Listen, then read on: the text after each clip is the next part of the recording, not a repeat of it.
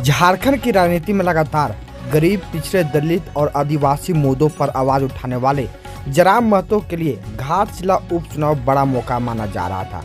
झारखंड में फिलहाल कुल 81 विधायक हैं, लेकिन झारखंड लोकतांत्रिक क्रांतिकारी मोर्चा यानी JLKM से अकेले जयराम महतो ही विधानसभा पहुंचे हैं। उनका सपना था कि घाटशिला से उनकी पार्टी का उम्मीदवार जीत कर आए, जिससे पार्टी को मजबूती मिले और विधानसभा में गरीब आदिवासियों की आवाज और बुलंद हो सके। लेकिन यह सपना इस चुनाव में पूरा नहीं हो पाया। जो लोग इंडिया गठबंधन के जैसे कोर वोटर माने जाते हैं, मान के चलिए अल्पसंख्यक, आदिवासी, और जो NDA गठबंधन के कुछ पिछड़े और सवर्ण जोन के कोर वोटर माने जाते हैं, मैं उनसे यही कहूंगा कि अगर इंडिया गठबंधन को यह सीट ना मिले तो सरकार गिरने वाली नहीं है।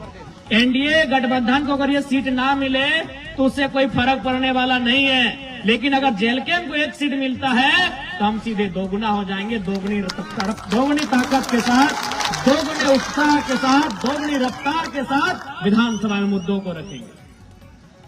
मैं तमाम घाटशिला विधानसभा के तमाम वोटर से कहूंगा, क्योंकि आज के डेट में अब जनता का वोट तो रहा नहीं। अब जनता कहाँ रही वोट देने वाली? अब तो सब किसी का वोटर है। अब पहले चुनाव होता था कि जनता वोट करती थी कि 5 साल में किसी को बदलने की जरूरत करती थी, कोई अगर गलत काम करे तो उसे हराने का काम करती थी। लेकिन अब जनता क्या हो गई कि किसी पार्टी विशेष का वो आइडियोलॉजी में ढल चुकी है कि भाई वो उसके कैंडिडेट, अगर कोई इस पार्टी का कैंडिडेट आ जाए वो अच्छा है, बुरा है, उसमें कोई भी रहे, क्योंकि हम देश में देख रहे हैं मोदी जी को, हम तो उसी को दे देंगे वोट। या हम देख रहे हैं हेमंत सोरेन जी को, उनके सिंबल से कोई भी आएगा हम उसको वोट कर देंगे। पहले होता था कि लोग इतना सोचते थे कि भाई 5 साल ये प्रत्याशी हमारे गांव में नहीं आया, जीतने के बाद हमसे नहीं मिला, इसने हमारे मुद्दों को उठाया नहीं, इस बार इसको हराएंगे। लेकिन अब जनता तो वैसी रही नहीं, वो अच्छा है, बुरा है, वो NDA से है तो NDA का एक वोट है, NDA का एक माइंडसेट है कि भाई ये समाज के लोग, मैं किसी समाज का नाम नहीं लेना चाहता हूं क्योंकि मुझे किसी से आपत्ति, मैंने तो एक माइंडसेट बन गया कि फलाना समाज OBC का फलना वर्ग, जनरल का फलना वर्ग, ये NDA का वोट है, इंडिया माइनॉरिटी ट्राइबल्स ये फलना वर्ग, ये इंडिया का वोट है। तो मैं उन लोगों से कहना चाहूंगा कि फिलहाल घाटशिला के चुनाव में 29 में आप क्या करेंगे नहीं करेंगे 29 में देखा जाएगा।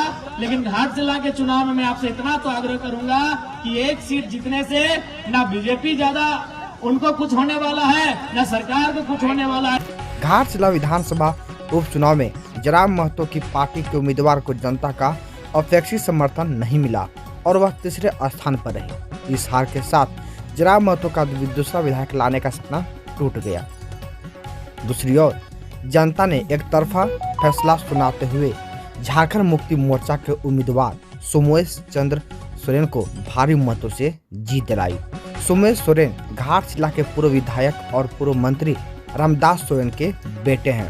रामदास सोरेन के आकस्मिक निधन के बाद यह सीट खाली हुई थी, जिसके बाद झारखंड मुक्ति मोर्चा ने उनके बेटे को टिकट देकर चुनाव मैदान में उतारा। इधर झारखंड मुक्ति मोर्चा ने अपना खुशी जाहिर की और कहा कि भारी मतों से मिली जीत के बाद हम सब खुश हैं और जश्न मना रहे हैं। पार्टी इसे संगठन और नेतृत्व की जीत बता रही। घाटशिला विधानसभा क्षेत्र में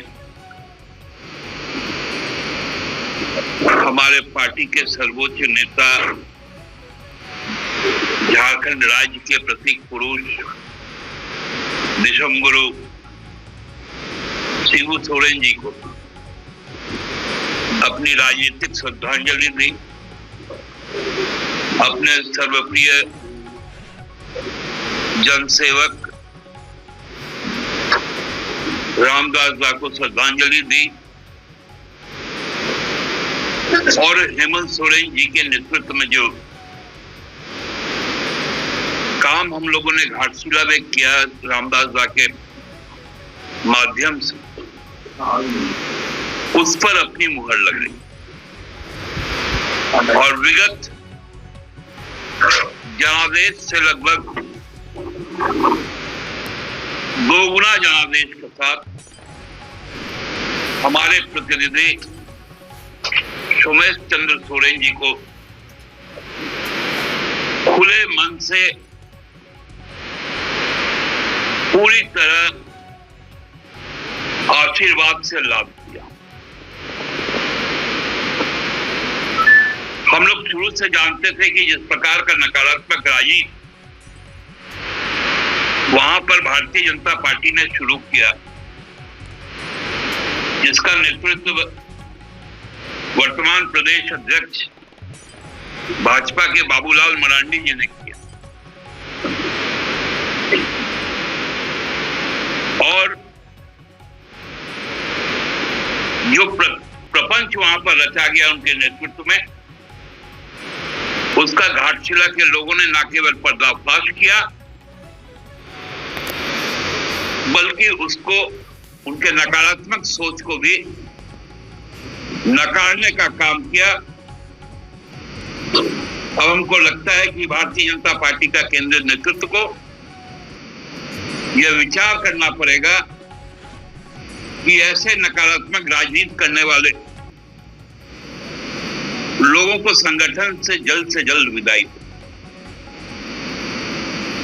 क्योंकि जहां एक तरफ हम रचनात्मक बात कर रहे थे, शिक्षा की बात कर रहे थे, स्वास्थ्य की बात कर रहे थे, रोजगार की बात कर रहे थे, महिला सशक्तिकरण की बात कर रहे थे, सर्वजन सामाजिक संरक्षण की बात कर रहे थे, जाति धर्म वर्ण वर्ग से ऊपर उठकर विकास की बात कर रहे थे, वहीं पर समाज को बांटने के लिए, खासकर जनजातीय समुदाय को बांटने के लिए जिस प्रकार का कुत्सित खेल घाटशिला को देखते हुए चाईबासा में किया गया, यह नतीजा उस पर एक करारा चपत। इधर भाजपा ने आरोप लगाया कि यह सिर्फ सहानुभूति फैक्टर है, क्योंकि जनता ने दिवंगत रामदास सोरेन की याद में उनके पुत्र सोमेश सोरेन के पक्ष में मतदान किया है। घाटशिला में कोई कमी नहीं रही है। मैंने बार बार कहा कि भाई घाटशिला में किन परिस्थितियों में चुनाव हो रहा था, हमें इस बात को समझना, क्योंकि घाटशिला में रामदास सोरेन वहां से विधायक थे, झारखंड सरकार में मंत्री थे, और 1 साल भी पूरा नहीं हुआ तो उनका अकस्मात मृत्यु हो जाना, और उस मृत्यु पर जब चुनाव होता है तो सहानुभूति की लहर को हम सब लोगों की मेहनत पर भारी पड़ा। हमारे कार्यकर्ता ने बहुत मेहनत किया था, बहुत परिश्रम किया था। ये हमने कहा कि जब इस प्रकार की परिस्थितियों में चुनाव होता है तो सामान्यतया परिणाम ऐसे ही आता है। 5 अगर बात की जाए, 5 पूर्व मुख्यमंत्री रहे थे, और ऐसे में आप लोगों ने चुनावी 64 बहुत ही जोरदार बिछाया था, लेकिन हार नजर आ रही है। 4 तो कोल्हान के। मैं बार बार कह रहा हूँ कि 5-6 की कोई बात नहीं होती है, बात यह है कि किन परिस्थितियों में चुनाव हो रहा था, इस बात पर हमको ध्यान देनी पड़ेगी। आपने देखा होगा 1984 में जब श्रीमती गांधी की हत्या हो जाती, उसके बाद चुनाव हुआ तो एक तरफा कांग्रेस पार्टी जीत गई, लेकिन 84 के बाद फिर 89 में चुनाव हुआ तो आपने देखा कि क्या हुआ। इसीलिए थोड़ी सी राजनीति में पुरानी घटनाओं को भी देखना चाहिए कि किन किन परिस्थितियों में कहां कब चुनाव होता है। उन परिस्थितियों को हम नजरअंदाज नहीं कर सकते हैं। अगर आपको हमारा वीडियो पसंद आया हो तो इसे लाइक और शेयर जरूर करें, और हाँ, हमें सब्सक्राइब और फॉलो करना ना भूलें